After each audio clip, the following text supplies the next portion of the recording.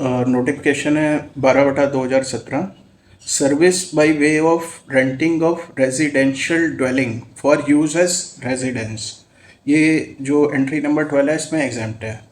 अब ए ने बी को दिया, लेकिन बी उसको रेजिडेंशियल यूनिट की तरह नहीं ले रहा, वो उसको मेडिकल क्लिनिक की तरह कर रहा है, तो ये इसके अंदर कवर नहीं है, तो ये टैक्सेबल हो गया। अब एक नया नोटिफिकेशन आया था 4/2024। इसमें जो सप्लाई ऑफ जो है हमारी क्या कहते हैं एकोमोडेशन सर्विस, ये शब्द यूज़ किया गया है। इसमें अगर रेंट महीने का 20,000 या उससे कम है तो इसको भी एग्जाम्प्ट किया गया है, लेकिन इसमें एक कंडीशन है कि कंटिन्यूस स्टे 90 डेज़ का होना चाहिए।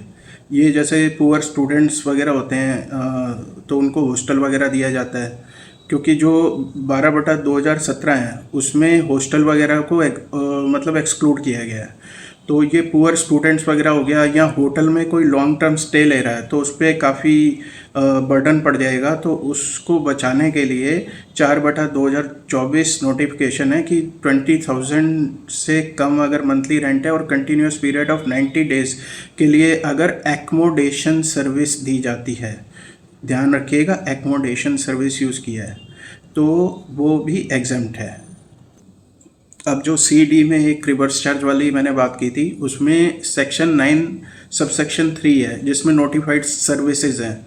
तो उसमें जो ये रेंटिंग ऑफ रेजिडेंशियल यूनिट्स है उसमें 5AA एंट्री नंबर है उसमें, तो वो अगर अनरजिस्टर्ड सप्लायर है वो रजिस्टर्ड सप्लायर को देता है तो ये रिवर्स चार्ज में कवर है, तो डी रिवर्स चार्ज में उसमें टैक्स भरेगा उस केस में। और इसमें ना एक चीज़ ध्यान रखिएगा कि जैसे एक होता है पर्सनल कैपेसिटी, जैसे कोई प्रोप्राइटर है, इंडिविजुअल है, तो वो अगर रजिस्टर्ड है तो वो अगर अपनी कंपनी के नाम पे रेजिडेंशियल यूनिट ले रहा है तो जीएसटी लगेगा। अगर वो पर्सनल यूज़ के लिए ले रहा है, उसका जो बिजनेस है उससे कुछ लेना देना नहीं, पर्सनल रहने के लिए ले रहा है, तो उस पर जीएसटी नहीं लगेगा। इसको कहते हैं हम पर्सनल कैपेसिटी में, मतलब रेजिडेंशियल यूनिट को रेंट पे लेना। Thank you. और सब्सक्राइब कीजिएगा, क्योंकि सब्सक्राइब करेंगे तो ही मैं और चैनल बना पाऊँगा, और ये फिर आप लोगों को फ्री में ये चैनल्स मिलेंगे।